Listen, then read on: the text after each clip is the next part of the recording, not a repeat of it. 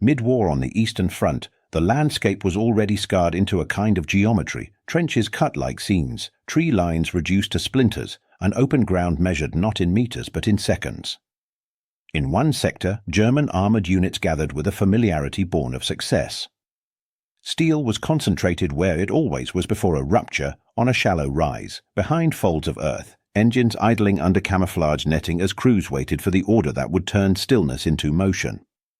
Reports had been coming in for days, not dramatic, simply numerical. Reconnaissance, prisoner statements, intercepted traffic, each source telling the same story from a different angle. Nearly 200 Panzers were believed to be assembled in the area, not scattered along the front, but collected for a single purpose, a breakthrough with mass. On the Eastern Front, numbers like that did not suggest a raid. They suggested a decision. Across from them, the defensive preparations looked thin. Too few anti-tank obstacles, too little depth, positions that seemed more like placeholders than a system. The usual signs of a carefully engineered defense, interlocking fields of fire, layered fallback points, a net of mines and ditches, were incomplete or absent. From a distance, it could be read as exhaustion or shortage or simple miscalculation. To German eyes, it looked like opportunity. And then there was the gun. It sat forward of the main line, an experimental piece placed where experienced commanders normally refused to risk anything precious.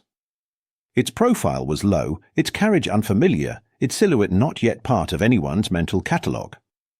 It had no reputation, no history attached to it, no famous battery, no string of confirmed kills, no legend that could travel faster than paperwork. German observers noticed it, of course. They observed everything. But what they saw did not change their arithmetic. One gun, positioned ahead, could be a signal, perhaps a bluff meant to suggest strength where there was none. If it was new, it was likely unproven. If it was unproven, it was unlikely to matter against a concentrated armoured thrust. In the logic of armoured warfare, singularities were smoothed out by mass. Even on the other side, confidence was cautious. A prototype is an argument made in metal, and arguments can fail under pressure. A firing range is not a battlefield. Tables and calculations can be precise and still be irrelevant once smoke and shock enter the equation. If the gun failed here, it would not fail politely. It would fail in front of the very force it was supposed to stop. There was no ceremony when the moment arrived. No grand announcement, no staged demonstration for visiting officers. Just a front line breathing in the cold air, listening as distant engines began to wake. A test was about to become an engagement, and an engagement was about to become a verdict. Because somewhere out in that torn ground, nearly 200 armoured vehicles were preparing to move, confident that nothing in front of them could truly make them hesitate. And the experimental gun, silent for now, waited for the first shape to break the horizon. The advance did not come as a neat procession on a road, the way photographs like to simplify war. It came in depth, waves of armour spaced across the ground, staggered in lanes, moving like a heavy tide that had learned to think. From a distance, the formation looked disorderly. Up close, it was deliberate, enough separation to survive artillery, enough concentration to crush anything thinly held. Engines began to speak first, long before the tanks were clearly visible. The sound carried across the open steppe in a low, continuous vibration, metal on metal, track links biting frozen soil, the steady labour of thousands of moving parts. It was not one engine note, but many, overlapping into a single mechanical roar that turned the air itself into a warning. German confidence came from arithmetic. 200 armoured vehicles meant redundancy. It meant that even if the first line hit mines, the second would pass through.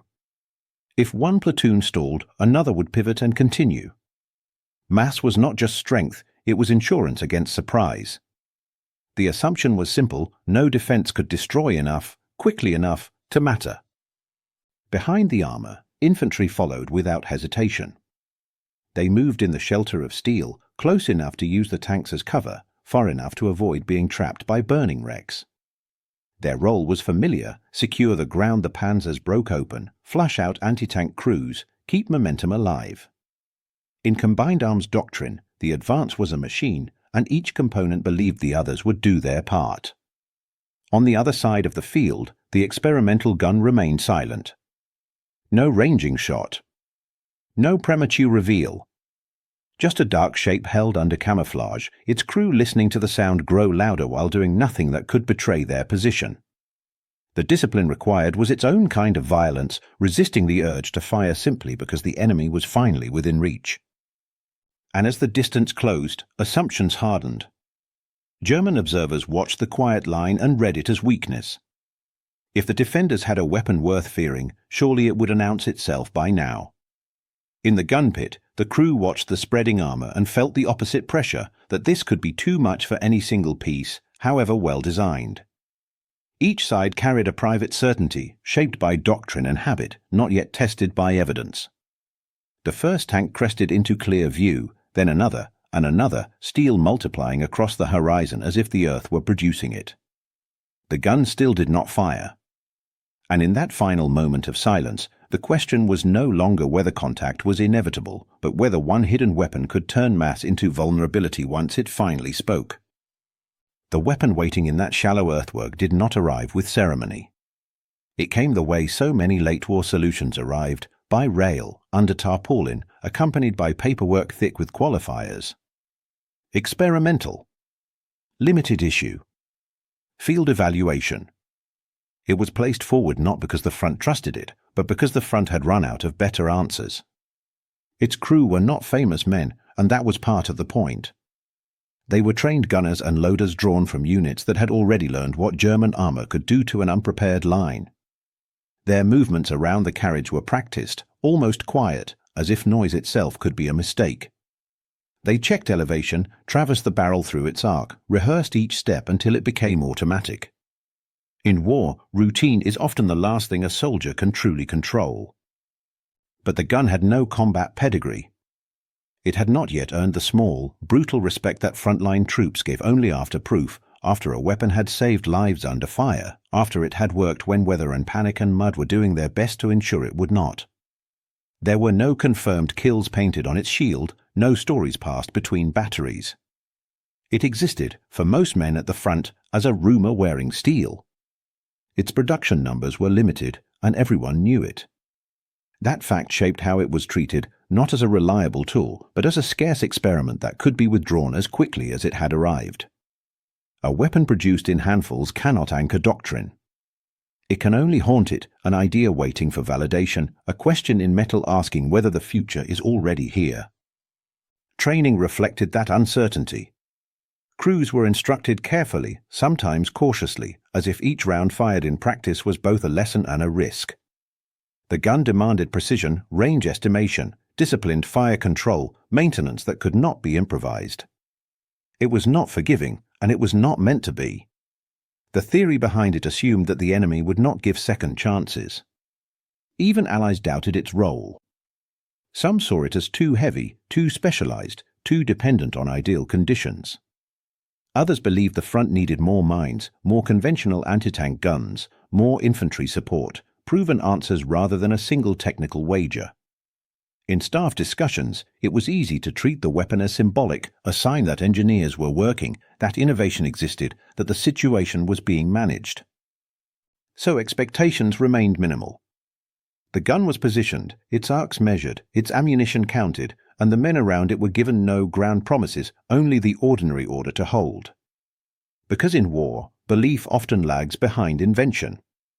Respect is not granted to drawings or to factory specifications. It is granted to wreckage. And now the battlefield was about to decide whether this gun was merely an experiment placed too far forward or the beginning of something the Germans had not yet learned to fear. By the middle years of the war, German doctrine had hardened around a single conviction: armor decided battles. Not always in a clean, textbook manner, but with a reliability that staff officers could plan around and field commanders could feel in their bones. When the front stalled, tanks were the lever. When a line had to be broken, tanks were the hammer. The Panzer arm was not simply another branch. It was treated as the instrument that turned intention into geography. This faith had been earned early, when speed and coordination had undone opponents who still thought in straight lines. Radio-equipped formations, disciplined gunnery, and the ability to concentrate force at chosen points had created a particular German confidence, one that assumed problems could be solved by maneuver and steel. Even as the war grew more costly and less forgiving, that belief retained its authority. It became less a tactic than an identity. Mass, in that world view, was a kind of insurance policy. A single tank could be lost to a mine, to a hidden gun, to bad luck. A platoon might be stopped by terrain or confusion. But 200 vehicles moving with supporting arms represented something larger than risk. It represented inevitability. Even if losses were expected, the arithmetic promised that enough would survive to carry the breakthrough forward. The Germans did not need invulnerability. They needed momentum. Enemy anti-tank weapons were not ignored, but they were categorized, sorted into known problems with known solutions. Light guns were for infantry screens. Medium guns could be suppressed or outflanked. Mines could be cleared. Ambushes could be rolled over if the advance did not hesitate.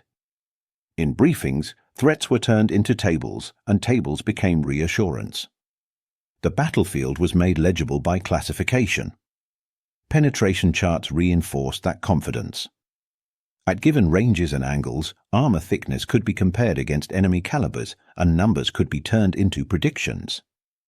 It was a rational way to think, engineering applied to survival. But charts have a quiet flaw. They assume ideal conditions. They assume a measured range, a known target, a predictable impact.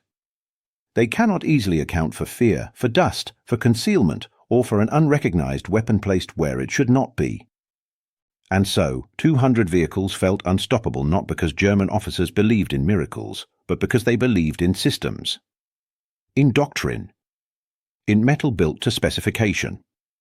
In experience that had repeatedly rewarded boldness.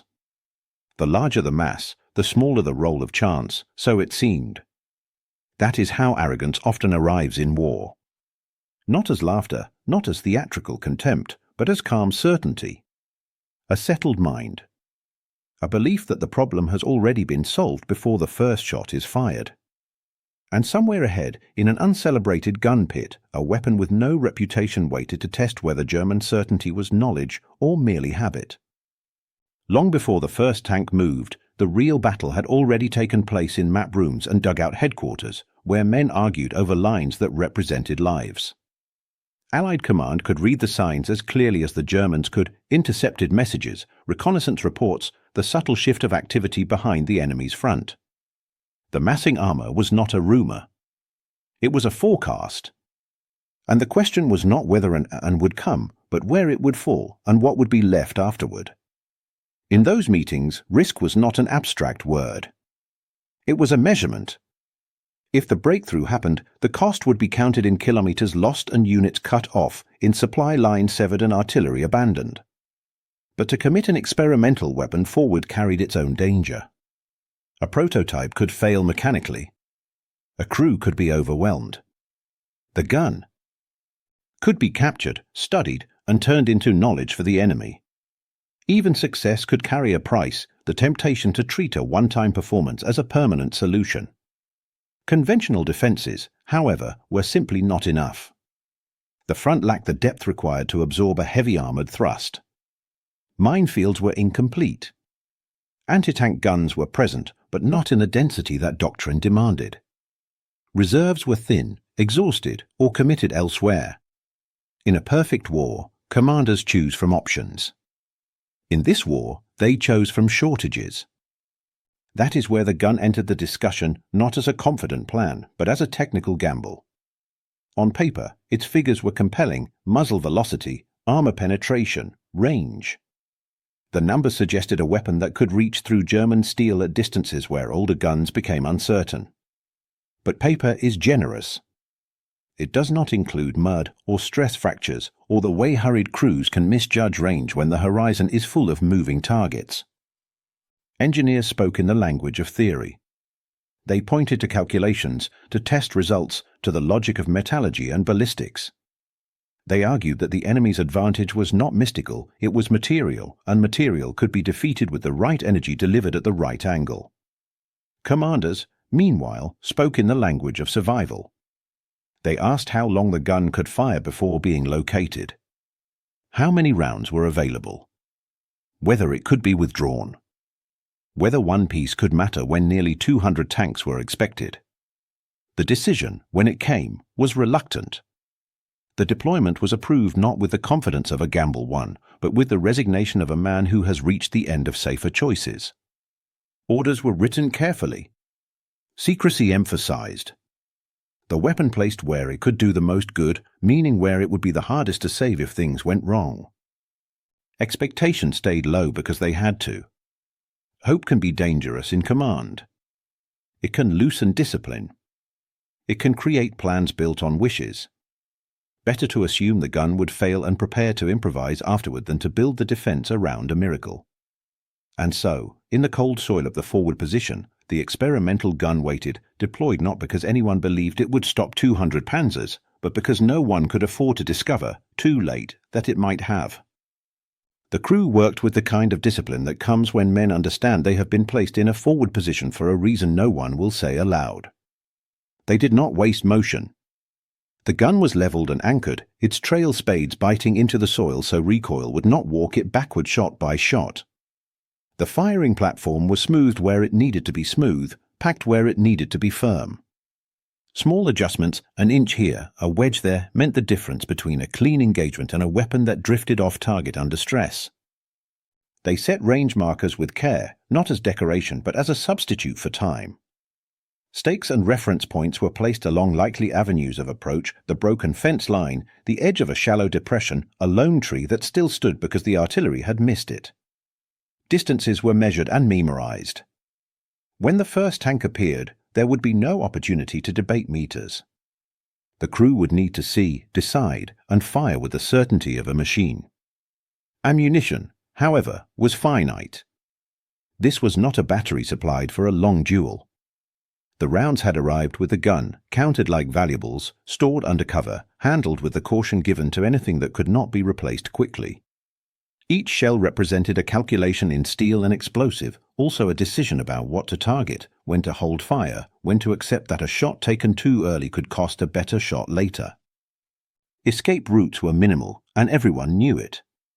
The gun sat forward because it needed clear fields of fire, but clear fields of fire also meant clear fields of observation. If the Germans located the position, the response would be swift, direct tank fire, artillery, infantry moving in under the noise. There was no comfortable plan for withdrawal. The crew had a few prepared paths through shallow cover, but they were more hope than guarantee, and in war hope is not a method. So the gun remained concealed. Camouflage netting was adjusted to break outlines. Fresh earth was scattered to hide tracks and disturbed ground. Shovels corrected any sharp edges that might catch light at the wrong moment. The crew kept low, spoke little, and waited with the patience of hunters who know that the first mistake is often the last. A concealed gun is not merely hidden, it is silent in behavior, as if concealment is a posture as much as a covering. Then the sound began to grow. At first it was distant, almost like weather, an indistinct rumble across the plain. Slowly it became a layered roar, tracks and engines and the grinding weight of armor moving at scale. The vibrations reached the gun pit through the ground before they reached it through the air. Men felt it in their ribs. In the pauses between breaths, they could hear metal straining as machines climbed and descended slight changes in terrain. And in that rising noise, timing became everything.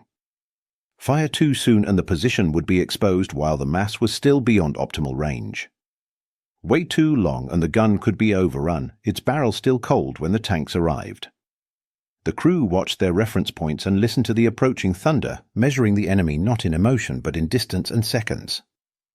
Somewhere out there, nearly 200 Panzers were coming on. Here, one unproven gun waited behind netting and earth. And the decision of when to break silence, when to speak in steel, would determine whether this was an ambush or a funeral. The gun was not built as a symbol. It was built as an answer to a specific problem that German armor had forced onto every front, how to stop thick steel at range, before it could bring its own guns to bear. Its design philosophy was simple in concept and severe in execution. Do not wrestle with armor. Go through it.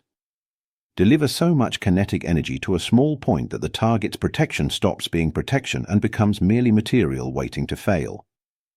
Caliber mattered, but it was only one part of the equation.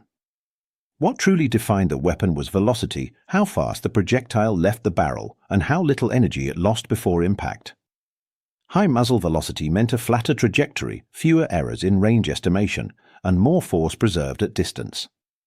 The barrel was long for a reason. Length gave propellant gases time to work, turning chemical burn into forward motion with ruthless efficiency. In the language of ballistics, this was not just a gun. It was a machine for converting pressure into certainty. Penetration mechanics, however, were never just about punching a hole. They were about what happened after the hole. Armor-piercing rounds relied on hardness and shape, often with caps designed to prevent shattering at impact. At optimal angles, the projectile concentrated its energy and drove inward, sometimes producing small fragments of armor that broke loose inside the tank, turning the interior into a killing chamber. Against the right thickness at the right distance, a single hit could do more than disable a vehicle. It could erase the crew's chance of recovery. But these advantages came with trade-offs. The weapon was heavier than the simpler guns it was meant to replace, its carriage and recoil system demanding strength from the crew and time from the transport. Mobility was sacrificed to power, and power demanded logistics, ammunition that was larger, more specialized, harder to supply. In the mathematics of war, every improvement arrives with a cost, and the cost here was that the gun could not easily relocate once the fight began. It would win where it stood, or it would be lost where it stood. That was why, on paper, it should not have worked against massed armor. Against 200 tanks, a single gun seemed like a technical curiosity facing an industrial fact. It could not fire everywhere. It could not stop everything. It could not be in two places at once. If the enemy flanked it, suppressed it, or simply absorbed its fire while the rest broke through, the experiment would end quickly and quietly. And yet theory suggested it might work under certain conditions that were as much tactical as mechanical. If the gun could engage at optimal range, where its velocity still dominated an enemy return fire was less accurate. If it could remain concealed long enough to fire repeatedly. If the mass, instead of spreading risk, created congestion, forcing tanks into predictable lanes where each stopped vehicle became an obstacle for the next. In that scenario, penetration became more than destruction. It became control. The crew understood this in a way that did not require speeches. They trusted mathematics because mathematics did not care about reputation. A projectile at a given speed striking a plate at a given angle would do what physics demanded. Men could fail. Machines could fail.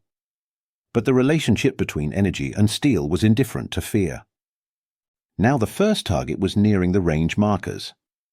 The gunner adjusted his sight with small, precise movements. The loader lifted the round, feeling its weight not as burden but as promise. The breech closed with a sound like a final decision. And in that tightened silence, between calculation and consequence, the first shot was prepared, ready to test whether engineering could humble 200 moving machines. The gun spoke only when the range was right. Not when the first silhouettes appeared, not when the roar became unbearable, but when the leading Panzer crossed a marker the crew had fixed into memory.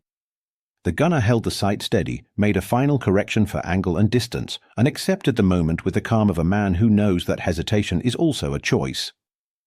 The shot did not sound like a rifle crack. It was a heavy, disciplined concussion, recoil driving into the earth, the barrel snapping back, dust lifting from the pit in a brief, dry cloud. The projectile was already gone before most men could register the report, a piece of shaped steel moving faster than fear, following the flat path that high velocity allowed. Penetration was immediate. There was no prolonged exchange, no gradual breakdown of armor, no second attempt. The round struck, bit, and went through. For a fraction of a second the tank continued forward as if nothing had happened, momentum carrying it on, then the motion faltered. Track slowed unevenly. The hull dipped. The vehicle stopped with a final shudder that seemed almost puzzled, as if the machine itself could not understand why it had been denied. In the German formation behind it, the effect was not panic, but hesitation, the smallest pause that nonetheless carried meaning. Crews had seen tanks disabled before. Mines, artillery, mechanical failure. But this stop was different. It had occurred at a distance that should have felt safe, and it had happened too cleanly, too decisively. The lead element began to adjust its spacing, to scan for the source, to re-evaluate the ground that moments ago had seemed empty. Return fire came quickly, as doctrine demanded. Turrets traversed. Muzzle flashes answered the unseen threat. But the shots were guesses fired at terrain, at likely pits, suspected ridgelines, shadows where a gun might be. The concealed position held. Shells struck earth elsewhere, throwing up fountains of dirt and splinters, violent and imprecise. The gun remained a rumor that could not be aimed at. Inside the pit, the crew reloaded with practiced calm. The breech opened. The spent casing was pulled free. A fresh round was lifted into place with the rhythm of training, not the frenzy of survival. The gunner did not celebrate the hit, he treated it as confirmation, nothing more. One tank stopped was not yet a result. It was a data point. Then the barrel settled again. Another target entered the same range window. The crew's movements repeated, almost identical, as if the first shot had been rehearsal. And that was when the Germans began to understand, dimly at first, that this was not an accident on the battlefield. It was the beginning of a pattern. After the first hit, the crew did not chase drama. They chased sequence. The next tank entered the same measured corridor of distance and angle, and the gun answered with the same cold logic. Fire. Recoil. A brief pause as the projectile did its work. Then another armored shape slowing, pitching, stopping, disabled not by accumulation, but by precision delivered at the correct moment. They engaged methodically, not as men trying to destroy an army, but as technicians trying to break a machine. Priority went to the lead vehicles, the ones shaping the flow of the advance. A stop tank was more than a kill, it was a blockage. It forced those behind to brake, to swerve, to bunch up in the very lanes the gun had already measured. Each wreck became an obstacle that multiplied the effect of the next shot. German commanders reacted as professionals. They did not freeze. They adjusted tactics mid-advance, ordering greater dispersion, demanding smoke, instructing units to probe for the gun's position. Some tanks began to fire on likely concealment points while others attempted to shift their axis of approach, searching for a flank that might bypass the unseen threat. Infantry were urged forward, not to take ground, but to locate the source of the sudden losses and silence it. But the gun continued firing without relocation. That was the strange, quiet insult of it. Many anti-tank weapons survived by moving after a few shots, by abandoning their position before return fire could find them. This crew stayed. They trusted their concealment, their discipline, and the confusion growing across the enemy formation. The barrel swung, found its next target, and fired again, as if the battlefield were a controlled range and not a storm of steel. Confidence shifted minute by minute. At the start of the advance, German assurance had been almost physical, an expectation that momentum would carry the day. Now that expectation began to thin.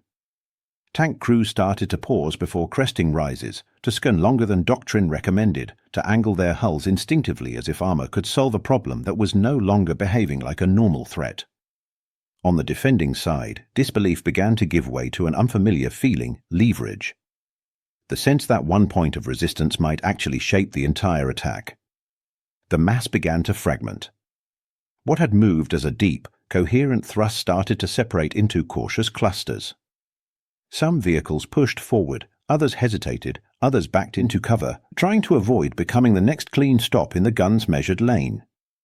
Lines that had looked inevitable on maps dissolved into improvised decisions made through periscopes and radio static.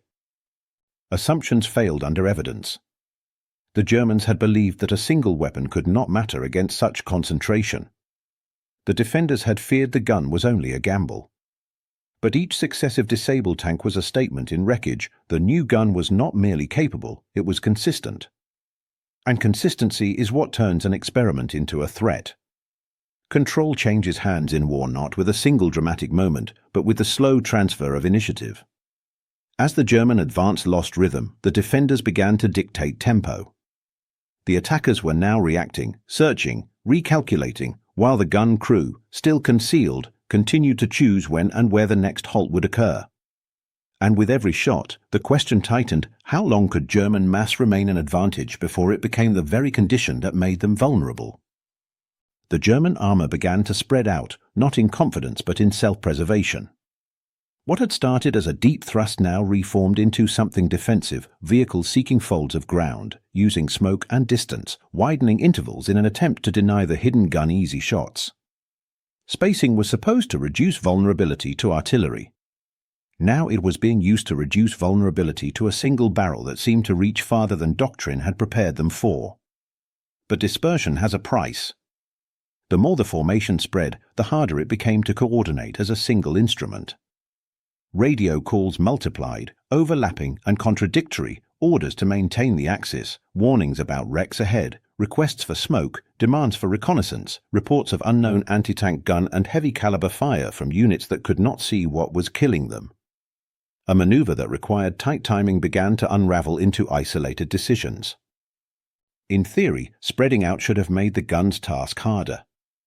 With targets farther apart, the crew would have to traverse more, select more carefully, and accept gaps. Instead, the gun exploited the spacing relentlessly. The crew did not need a dense column. They needed exposure. And spread-out tanks, moving cautiously, often revealed their sides as they sought cover or angled for better fields of fire. Dispersion created angles, and angles created weak points. A weapon designed to defeat armor at distance found opportunities wherever fear forced men to reposition. Penetration rates exceeded expectations, not because the gun was magical, but because the conditions increasingly favored it. Tanks that once drove forward confidently now slowed to scan, pausing on crests, presenting predictable silhouettes against the horizon. Crews tried to hull down behind minor rises, but the flat trajectory and high velocity reduced the protection those rises offered. The gun was doing what the engineers promised it could do, turning measured energy into decisive damage again and again, without the pause that would have allowed German gunners to locate it. Inside German vehicles, the psychological shift was tangible. Tank crews were trained to accept risk, but they were also trained to understand probabilities. When a threat behaves like a typical anti-tank gun, the solution is suppression and maneuver. When a threat disables tanks at ranges that feel out of proportion to return fire, probabilities begin to collapse. Men start to imagine the next shot as personal, not statistical. Confidence becomes caution, caution becomes delay, delay becomes vulnerability. German radio traffic turned urgent. Not theatrical, just sharper, tighter, more insistent. Coordinates were requested and re-requested. Units called for artillery to pound suspected positions, but suspected was not a satisfying word when steel was burning. Some commanders ordered immediate flanking moves, others demanded withdrawal to reorganize. A force built for decisive motion now argued with itself over how to survive. Momentum, once the Germans' most reliable weapon, began to fail them. Disabled tanks blocked routes. Smoke obscured friend and enemy alike. Spaced-out units lost the ability to support each other with overlapping fire. The advance no longer felt like a breakthrough, it felt like a series of separate tanks each trying not to become the next wreck. The more the Germans tried to escape the gun's lane of death, the more the entire formation lost its purpose. And in the gun pit, the crew kept working. No speeches. No celebration. Just the steady repetition of procedure, identify, range, fire, reload. The test that had been dismissed as symbolic was no longer a question being asked. It was an answer being delivered, one tank at a time. Because the turning point in battle is often not a sudden reversal. It is the moment a weapon proves it can do what it promised. And now, on that open ground, the prototype had become proof. As the engagement lengthened, the battlefield began to change shape, not by strategy, but by obstruction. Disabled tanks, once isolated incidents, accumulated into physical barriers. A stop panzer was not merely removed from the fight, it became terrain. Steel hull sat at awkward angles, tracks thrown, turrets frozen in mid-traverse. Some burned with a steady, oily smoke that drifted low across the ground. Others were silent, intact, looking from a distance until you noticed the dead stillness of a machine that should have been moving. Those wrecks clogged approach routes in the simplest and most brutal way. Tanks behind them were forced to break and bunch up, then attempt detours into softer ground where speed vanished and silhouettes became clearer. Narrow lanes that had offered the Germans momentum now offered them confinement. The very density that was meant to guarantee breakthrough began to trap them inside their own advance. Infantry support, so essential to combined arms momentum, started to falter. It was not cowardice. It was the reality of moving on foot behind armor that was suddenly dying at range. When tanks push forward, infantry can follow in their shadow. When tanks stop and burn, that shadow becomes a warning. German infantrymen found themselves advancing into uncertain fire lanes without the confidence that steel would remain ahead of them. Some hugged the ground, searching for cover in shallow depressions. Others tried to push forward to locate the gun, but the open space between them and the suspected position felt vast and exposed. German command faced a decision it had not expected to make so early: continue and risk turning the attack into a graveyard of vehicles, or withdraw and admit, if only to themselves, that the defenders had a weapon capable of rewriting the odds. Orders moved through radios in clipped phrases, the tone sharper than before. Pull back. Reorganize. Smoke. Recover what can be recovered. The breakthrough was no longer a matter of courage. It was a matter of cost. When the withdrawal began, it did not look like a rout. It looked like friction. Tanks reversing undercover, trying to avoid presenting their weaker rear armor. Vehicles turning in place with slow, heavy pivots, careful not to expose their sides longer than necessary. Infantry moving back in short runs, then dropping to the ground when they heard another distant report. It was controlled, but it was strained, an army attempting to retreat without admitting it was retreating. The battlefield quieted unevenly. In some areas, fighting continued in bursts as German units tried to suppress the unseen gun or cover their own movement. In others, the noise faded suddenly, leaving only the crackle of fires and the lingering rumble of engines pulling away. Smoke hung in layers, the kind that makes distance hard to judge and time feel distorted. Where there had been a forward surge, there was now a cautious absence. Survivors reassessed the threat in a way that went deeper than after-action reporting. Tank crews who had lived through the advance spoke differently, not about mines or artillery, but about a gun that seemed to reach out with certainty. Commanders began to consider uncomfortable questions. What caliber was it? How many were there?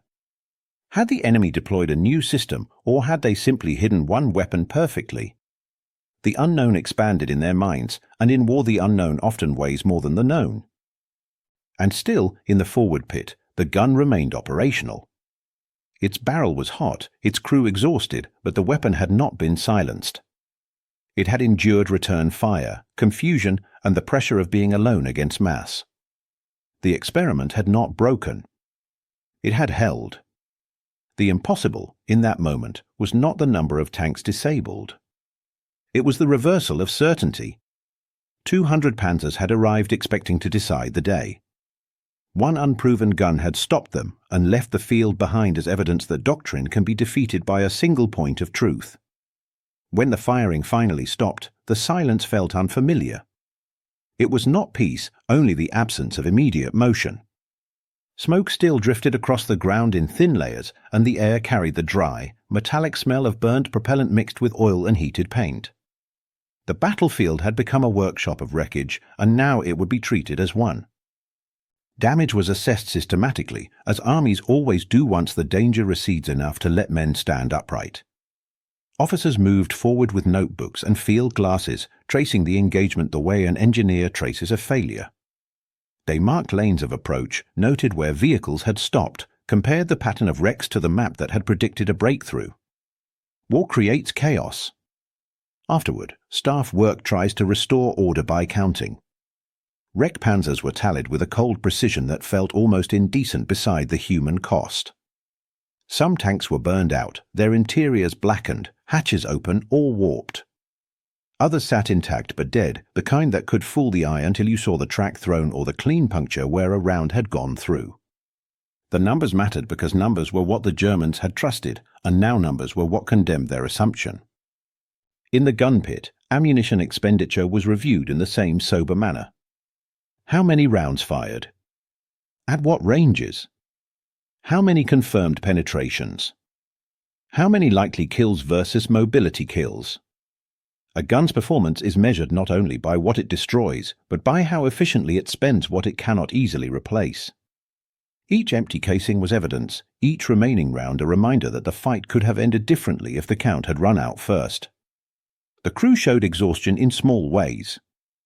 Hands that shook slightly when the adrenaline finally drained. Faces streaked with soot and dust. Men leaning against the shield plate not because they wanted to rest, but because their bodies insisted.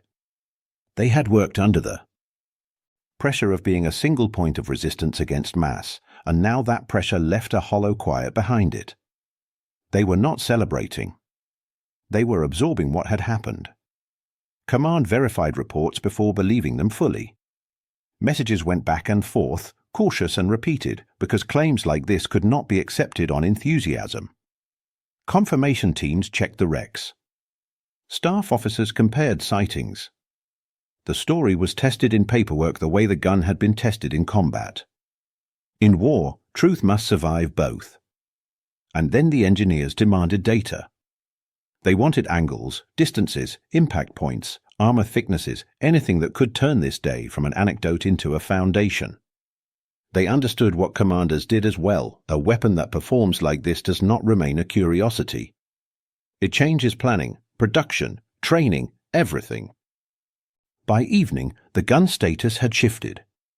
It was no longer an experiment positioned forward out of desperation.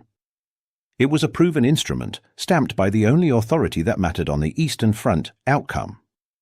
And as the numbers were finalized and the reports filed, one thought began to move quietly through both armies: how many other assumptions, treated as certainty, were now waiting to be shattered the same way? To understand why the Germans dismissed the gun, you have to look beyond arrogance as a personality flaw and see it as an institutional habit. Intelligence is not simply about collecting facts, it is about interpreting them through existing beliefs.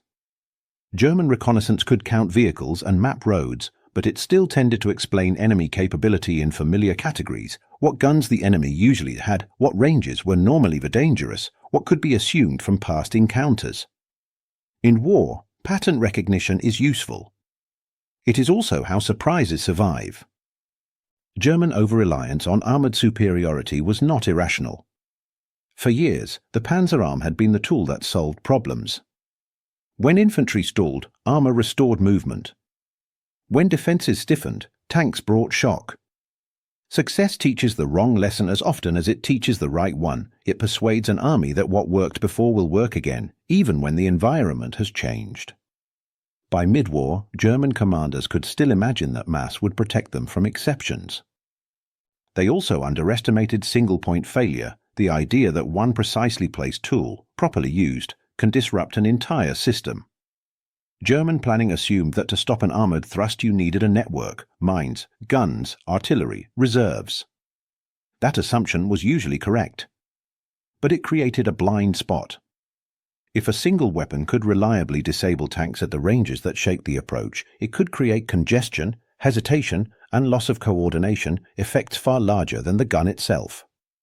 The Germans did not fear the weapon because they did not fear leverage.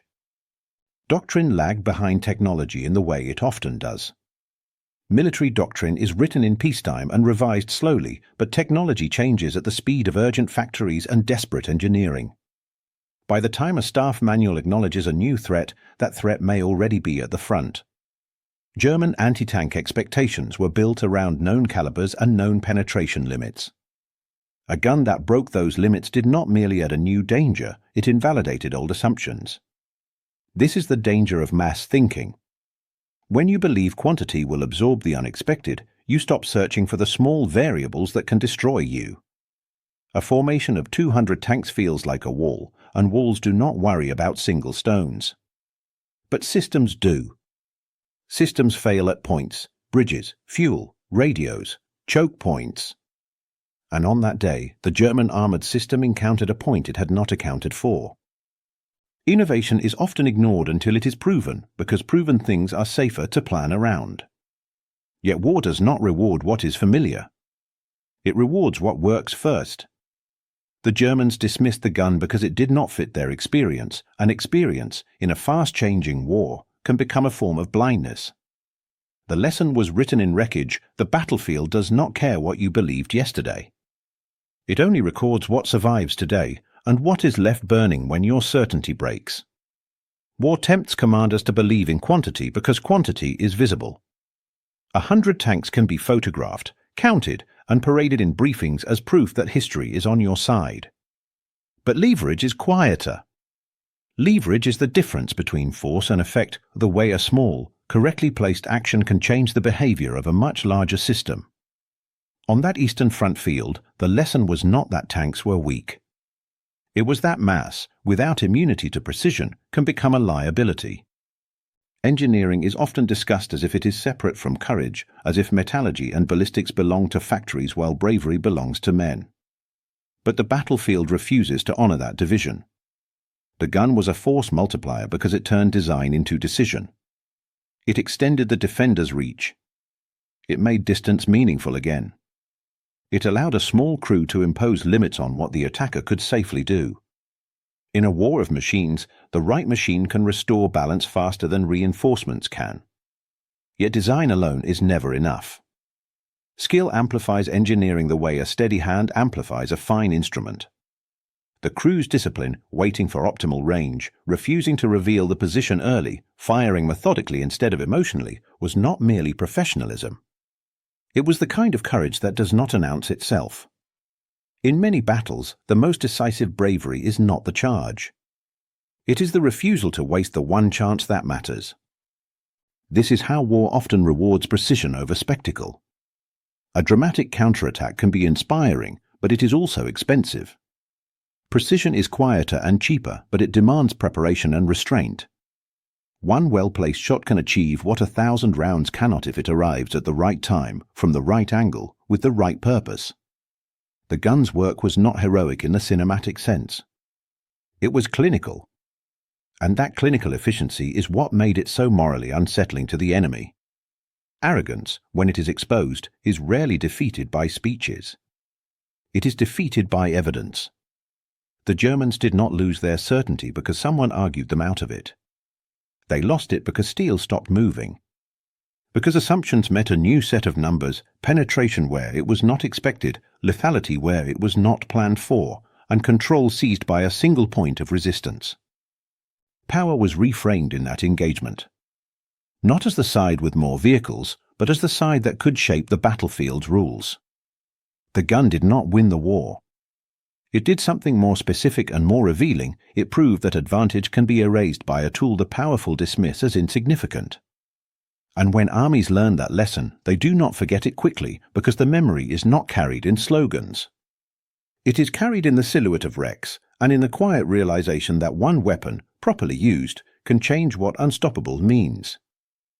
In hindsight, the engagement looks almost too clean, as if history arranged it to make a point. A forward position, an experimental gun, a massed armored thrust. The kind of setup that, in another war, might have remained a footnote, an unsuccessful trial, an interesting failure, a report filed and forgotten. But on that day, the battlefield did not allow it to remain a trial. It demanded an answer, and it accepted only what could be proven in steel. Most battles on the Eastern Front were remembered for scale, divisions consumed, cities leveled, offensives measured in tens of thousands of casualties. This one, by contrast, is remembered for contrast. A single gun standing out against hundreds of armored vehicles, not because it was dramatic, but because it was disproportionate. The human mind notices disproportion. It remembers the moment when expected ratios collapse, when the larger force discovers that size alone does not guarantee control. German certainty was undone quietly.